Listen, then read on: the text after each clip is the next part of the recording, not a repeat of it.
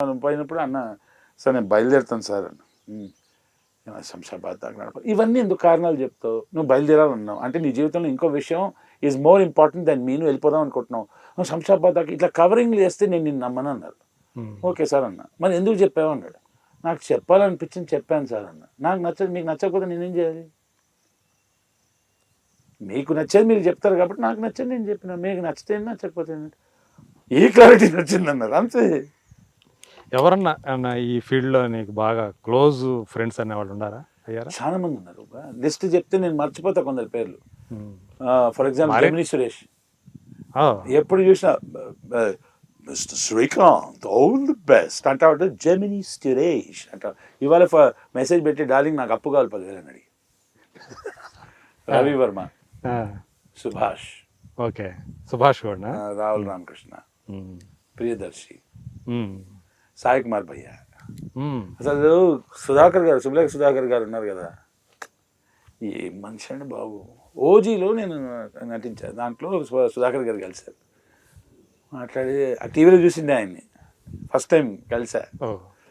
మాట్లాడిన తర్వాత మేము మా గ్యాంగ్ కలుస్తూ ఉంటుంది, వీలైతే మీరు వస్తారా అండి అన్నారు. ఇట్లా మీరు ఎవరు నన్ను అంటున్నావు, మా ప్రభు మీరు నన్ను అంటే అది వాళ్ళ స్థాయి, సంస్కృతి అన్నాను నేను. వాళ్ళ స్థాయి చెప్తున్నా కదా. కలిసి ఆయన ఒక పార్టీ ఇచ్చారు. ఇచ్చినప్పుడు ఆయన గ్యాంగ్ ఎవరా గ్యాంగ్ రా అంటే అమ్మో కోదండరామరెడ్డి గారు, ఎస్ గోపాల్ రెడ్డి గారు, ఆలి గారు, క్రికెటర్స్ నోయల్ డేవిడ్, మన సాయి కుమార్ గారు, అందరు ఉన్నారు అక్కడ. వెంకటపతిరాజు గారు, అందరు. నేనైతే దండాలండి బాబు, ఇంతమందికి ఒకటేసారి దర్శనం అయిపోద్ది. Thank you so much. What ఆ లవ్లీ హ్యూమన్ బీయింగ్. సో దానికి వెళ్ళడం వల్ల వీళ్ళందరూ కలిసారు అనమాట. అదే అంటున్నా కదా, బ్యూటిఫుల్ థింగ్స్. సో ఇట్లా ఎంతోమంది ఉన్నారు బాగా క్లోజ్, బాగా క్లోజ్ అంటే బాగా. ఇప్పుడు పేర్లు చెప్తుంటే ఆల్ఫబెటికల్ వెళ్తా ఉంటాయి. మీ తిమింగళాలతో ఎవరు క్లోజ్ కాలేదా? తిమింగళాలని నువ్వు చెప్తుంటావు కదా. ప్రకాష్ రాజ్ గారిని నేను భాయ్ అంటాను. ఆయన బిజీ అబ్బాయి, ఆయన 2-3 సార్లు కలిసా. ఎప్పుడు కలిసినా ఏంద్రా పొట్టెట్లు పెంచినా అంటే భాయ్ ఏది కొంచెం 2 క్వశ్చన్స్ అడుగుతా, మెథడ్ యాక్టింగ్ గురించి నేర్పిస్తారు ఆయన. మురళీ శర్మ గారు 2-3 కలిసి, ఆయన ఇంకో జోను. నేను హిందీ పోయిటరీ ఏదైనా నేను రామ్దారి సింగ్ దినకర్ ఇవన్నీ ఉంటే ఆయనతో షేర్ చేసుకుంటాను. రావు రమేష్ గారు ఆయన వెరీ ప్రైవేట్ మనిషి, అంత నేను అడుగుతా ఉంటాను, సార్ ఎప్పుడైనా భయ్యా, సార్ ఎప్పుడైనా కలుగుతాం, అంత సోషల్గా ఉంటారు ఆయన. ఇట్లాంటి స్టేట్మెంట్స్ నేను పాస్ చేయలేను. ఓకే, ఆయన సోషల్గా ఉంటారు అని. ఆయన ఈజ్ వెరీ ప్రైవేట్ పర్సన్ అనుకుంటా. నేను కలవడానికి ట్రై చేస్తూ ఉంటాను. కలిస్తే నేను పట్టేసుకుంటా. ఒక సినిమా చేశాను మన నితిన్ గారి సినిమాలో, ఆయనతో పాటు నటించడానికి మళ్ళీ దొరికింది నాకు. So happy, what a performer. అప్పుడు పోటీ అన్నట్టుగా ఉంటది కదా వాళ్ళతో కలిసి చేసేటప్పుడు. పోటా అంటే మనం ఫీల్ అవ్వక్కర్లేదు అది. అక్కడ నాకేంటంటే నేను ఆయన మింగేయాలని ప్రయత్నిస్తాను అసలు ఛాన్స్. అదే ఎవడో బికాజ్ లాజిక్ ఏంటంటే ఒక ఆర్టిస్ట్గా నేను నెక్స్ట్ లెవెల్కి వెళ్ళాలంటే ఐ హ్యావ్ టు ఒక ఎక్స్ట్రాడినరీ ప్రతిభ నేను ప్రదర్శించాలి. నేను అక్కడ ఆయన మీద భక్తికి కెమెరా ఆన్ చేస్తే మనమే బుల్డోజరు అంతే. అదే అలా చేయకపోతే కనిపిస్తామా వాళ్ళ ముందు? కరెక్టే. వాళ్ళు కూడా ఏంటంటే వాళ్ళ నాన్న ఒక పెద్ద లెజెండ్ అంటే, కొంతమంది దాన్ని వెనక వాళ్ళకి చాలా బరువుగా ఉంటాయి. దాని బరువును మోయటం, ఆ బరువు వాళ్ళకి తెలుసు అబ్బా, నా బరువు నాకు తెలుసు. నేను అది జడ్జ్ చేసే నాకు. What I know is Rao Ramesh భయ్యా is one of the finest artist I have known. What a lovely person he is. కలిసినప్పుడు మాట్లాడే విధానం, ఆతిథ్యం అంతా brilliant, very nice person. Ajay Ghosh గురించి ఏం చెప్తావు? అయ్యో బెదురులంకలో కలిసి, అయ్యో నేను ఆయన ఉంటే గొడవ గోల రచ్చ రంబోల. ఆయన బ్రో అంట, కృష్ణుడు. ఆయన భయ్య రొయ్యలు తింటాడు, త్రాష్టుడు, బాగా తింటాడు ఆయన. అదే అంటున్నాం కదా, ఎగ్జాజరేటెడ్ ఫన్. అదేలే ఆ టైప్లో మాట్లాడుకొని భయ్య సాయంత్రం మరి ఏంటి పరిస్థితి అంటే, తాగండి కృష్ణుడు అంటే, ఏం పర్లేదు నేను తాగుతా మీరు చూస్తుండండి. పర్ఫార్మెన్స్ అండి, కళ్ళు, ఆ గొంతు. బెదురులంకలో మాత్రం మంచి మంచి ఆర్టిస్టులు అందరూ కలిసి పనిచేశారు కదా. అదొక మంచి బ్యూటిఫుల్ ఎక్స్పీరియన్స్. కార్తికేయతో this is my second film కదా, బంగారం కదా కార్తికేయ. శ్రీ విష్ణు, కార్తికేయ వీళ్ళందరూ like my sons, my boys. అదే అదే ఇప్పుడు ఈ యంగ్స్టర్స్ వాళ్ళు వాళ్ళు ఎంచుకుంటున్నటువంటి సబ్జెక్టులు కానీ ఎంచుకోవడం అని అంత సింపుల్గా నేను చెప్పాను. కొన్ని కలిసి వస్తే కొన్ని రావు. సామాజిక చావు కబుర్ చల్లగాను సినిమా ఉందంటే అది కలిసి రాలేదు అంతే. చాలా మంచి సినిమా అది, మంచి సబ్జెక్టు కలిసి రాలా. ఆమన్ ఆమె గారితో ఫస్ట్ టైం నేను I madly in love with her. నేను మేడం గారు చెప్తా ఉంటా, ఆమె గారు ఐ లవ్ యూ అండి, I love you so much అంట.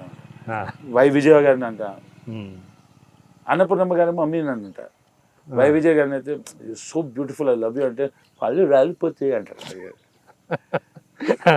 ఆమెని గారు అయితే ఐ మై ఫస్ట్ లవ్ అండి ఆల్మోస్ట్. అంతేనా? ఏం పర్ఫార్మర్ అండి. అదే ఇదే అందులో ఆమె పర్ఫార్మెన్స్ చావు కబురు చల్లగా చూడాల్సిందే. అది వరకు ఆమెను వేరు, ఆ సినిమాలో ఆమెను వేరు. అదే అంటాం కదా, ఆమెని గారు అక్కడే ఉన్నారు, మనం గుర్తించాలా ఇన్ని రోజులు అంతే. అదే కాదు ఆ సినిమా ఆడలేదు, లేకపోతే అది కొన్ని ఆడితే కొన్ని అదే కొన్ని కలిసి వస్తే కొన్ని కలిసి రావండి. దాని గురించి మన ప్రయత్నం ఉందా లేదా, సవ్యంగా ఉందా లేదా అది అంటే చాలు. అదే ఆ సినిమాలో చూసి కూడా భలే మంచి భలే క్యారెక్టర్ వేసాడు శ్రీకాంత్, బాగా ఇష్టం. అదే చిన్న క్యారెక్టర్ అనేది నా చిన్నది పెద్దగా కాదు. ఆ డైరెక్టర్ కౌశిక్ అని ఉన్నాడండి, ఆ సినిమా చేసినప్పుడు ఆడికి 26 ఏళ్ళు. చొక్కా గిక్క ఇట్లా లోపల చూసా, ఏం చూస్తానంటే దీంట్లో ముసలోడు ఎక్కడ ఉండాలిరా. బ్రిలియంట్. వివేకాత్రే, హసిద్ గోలి వీళ్ళందరూ బ్రిలియంట్ అండి. అందరు బాగా చేస్తున్నారు. చాలా మంది ఉండాలండి. మా అనిల్ సార్, అనిల్ రాపిడి గారు. భగవంత్ కేసర్లో ఏం క్యారెక్టర్ ఎవరు చేసాం, ఆయన ఇచ్చారు మనం చేసాం అంతేనా? ఇప్పుడు కాదు బ్రదర్, అంటే అది కూడా అంటే చిన్న క్యారెక్టర్ ఏంటి, క్యారెక్టర్ ఇస్తే చేసామండి అంతే. అనిల్ రాపిడి గారు ఆయన ఎనీ డైరెక్టర్ అండి. మీరు ఒక వంట వండుతున్నాను అనుకోండి, మీకు ఆవాలు ఇష్టం అని చెప్పి 3 కిలోలు ఎత్తారా బిర్యానీలో? ఫస్ట్ ఆల్ బిర్యానీలో ఆవాలు వేయరు కదా. సో తెలియదా ఏ వంటకంలో ఎవడు ఎంత కావాలో అని చెప్పి. కొన్నిసార్లు అవకాశం దొరకదండి, అది ముందే తట్టు ఉండాలి, ఒకసారి తట్టదేమో చెప్పలేము. సో వాళ్ళు నన్ను సినిమాలో పెట్టుకుంటే మహద్భాగ్యం, లేకపోతే టార్చర్ పెడతాగా. కొత్త డైరెక్టర్స్లో మీకు బాగా నచ్చింది? ఇప్పుడు కౌశిక్ పేరు చెప్పారు కదా, చాలా మంది ఉన్నారు అదే అంటున్నాను. ఫర్ ఎగ్జాంపుల్ వంశీ అని ఒక అబ్బాయి వెబ్ సిరీస్ చేశాడండి. What a brilliant brain is got, amazing. Almost every new director is అంటే ఏదో ఒకటి స్పార్క్ ఉంది. వావ్, వాళ్ళని చూసి అనుకుంటే నీ ఏజ్ ఎంత అంటే ఆయన 26 సార్ అంటే, నీ 26 ఏంట్రా 26లో ఏవో సాధించేస్తున్నారని చెప్పి ఒక సర్ప్రైజ్ ఫీలింగ్. సార్ నేను ఒక మనిషి గురించి చెప్తాను, ఆయన గురించి ఏమని కూడా చెప్పాలి. పవన్ కళ్యాణ్. వన్ వర్డ్ చెప్పనండి, power. I love him. Most honest. And నాకెందుకు భయ రిలేట్ టు హిమ్ అంటే, లాస్ట్ టైం ఇంటర్వ్యూ చేసేటప్పుడు నేను ఒక మాట అన్నాను. ఇప్పుడు మహేష్ బాబు గారు ఉన్నారు, నేను 3 పేర్లు చెప్తానండి. బాలకృష్ణ గారు, మహేష్ బాబు గారు అండ్ చిరంజీవి గారు. ఏంటో చిరంజీవి గారు అంటే మా అన్నయ్య గారు, is Chiru star, is me. Okay, అది మెగాస్టార్ వాళ్ళ ఫ్యామిలీకి సంబంధం. He's mine. ఓకే, నీ star, my star fix. Balakrishna గారు అంటే ఒక డిఫరెంట్ ఫీలింగ్. మహేష్ బాబు గారు అంటే, నేను ఈ 3 వేల సినిమాలు నేను చేసి సంపాదిస్తా కదా, ఆ డబ్బులు వాళ్ళకే ఇచ్చేస్తాను. You know why? ఎందుకు? వాళ్ళు పుడింగీలు పెద్దలు, నేను ఎదుగుతూ వాళ్ళతో పాటు నేను సరిపడుతున్నాను ఆచితూచి చూసి నాకు ఇచ్చే అవకాశం. కానీ వాళ్ళు ఎట్లాంటి వ్యక్తులు? సంపాదించిన డబ్బులు తీసి హాస్పిటల్ ఓపెన్ చేసి వైద్యం. Basavatarakam is not an ordinary organisation. ఆయన ఎక్కువైనా సైన్ చేసేయడం. మహేష్ బాబు చిన్నపిల్లల సర్జరీలు. ఇప్పుడు చిరంజీవి చారిటబుల్ ట్రస్ట్ విమర్శనలు ఏముందండి? నెలకి ఏ జరిగినా జరగకున్నా 15, 20, 25, 30, 40 లక్షలు అండి కడతా ఉండాలి. పార్టీ ఇవ్వాలి, ఒక నేను దావత్ ఇస్తారు అంటారు కదా, నువ్వు సంపాదించిన డబ్బులతో నీకు తెలుస్తుంది నొప్పి ఏంటో. అట్లాంటిది మన పవర్ స్టార్ గారు ఆయన సంపాదించే డబ్బులతో ప్రజలకు మంచి చేయడం ఏంటండి బాబు? నేను కట్టే పన్నుతో మీరు మంచి చేయడం గొప్ప. ఎందుకంటే ఎట్లాగైనా if you're entering politics and thing you are a greater person then me. ఎందుకు ఎన్నో విమర్శలు అన్నీ తట్టుకొని మీకు పైకి రావాలి మీరు తోపు. అందుకే అందరు పాలిటీషియన్స్ పుడింగ్ నేను అంత తట్టుకోలేను, నాకు అంత ధైర్యం లేదు. నా చలనచిత్ర పరిశ్రమకు సంబంధించిన వ్యక్తి అండి. అంటే అలాంటి వ్యక్తి వస్తే ప్రజలకు మేలు జరుగుతుంది అని. అలాంటి వ్యక్తులు వస్తేనే కదా మేలు జరిగేదంట. కొన్ని విఫలం అవ్వచ్చు, కొన్ని సాధించవచ్చు, కానీ ఆ ప్రయత్నమే లేకపోతే సొంత తాము సంపాదించిన సంపాదనలో చిక్కుకోవడం. కానీ అనేది అంటే ప్రజలు కట్టే పన్నుతో సంపాదించే ప్రతి పొలిటీషియన్ తన జేబు నుంచి సంపాదించే పైసలు పెట్టే వచ్చాడండి. నా సినిమా ఇండస్ట్రీకి నాకు తెలిసిన వ్యక్తి కాబట్టి ఆయన గురించి తెలుసు కాబట్టి what a person man, what a person. ఆయనతో మాట్లాడే అవకాశం వచ్చింది. అజ్ఞాతవాసిని చిన్న రోల్ చేశాను, ఇప్పుడు ఓజీలో చేస్తున్నాను కదా. ఎలా ఉన్నారండి మీరు అంటే ఏమున్నారా బాబు, ఉందా కాంబినేషన్ సీన్స్ ఉన్నాయి. అంటే నువ్వు కూడా గ్యాంగ్స్టర్ అందులో అన్నీ చెప్పేస్తే సుజిత్ నన్ను చంపేస్తాడు. దానే గారు నన్ను ఇట్లా ఫ్రై చేస్తాడు ఇక్కడ రోడ్డు మీద. ఆయన కలిసే మహద్భాగం ఒకసారి కలిసింది దానే గారు కూడా. ఇప్పుడు పవర్ స్టార్ గురించి అంటే just because I say I like him doesn't mean I'm in to politics. It is just that. చాలా కష్టం బ్రదర్, రోజుకి 2 కోట్లు 10 కోట్లు ఏదైనా చెప్పచ్చు, చాలా కష్టం అన్నీ తీసుకొని పెట్టాలంటే. 5,000 సంపాదించిన వాడిని ఇచ్చేయమని చెప్పండి చూద్దాం. అంతే. నాకు అట్లాంటి పిచ్చి ఉంది కాబట్టి. అంటే నువ్వు కూడా అట్లాంటి పనులు చేస్తుంటావు నువ్వు కూడా? నా అకౌంట్లో చూస్తే కొడతారు, డబ్బులు ఉండవు, ఇచ్చేస్తా ఉంటా, ఖర్చు పెట్టేస్తా ఉంటా పిచ్చోడిని. ప్రధానంగా దేనికోసం ఖర్చు పెడతావు?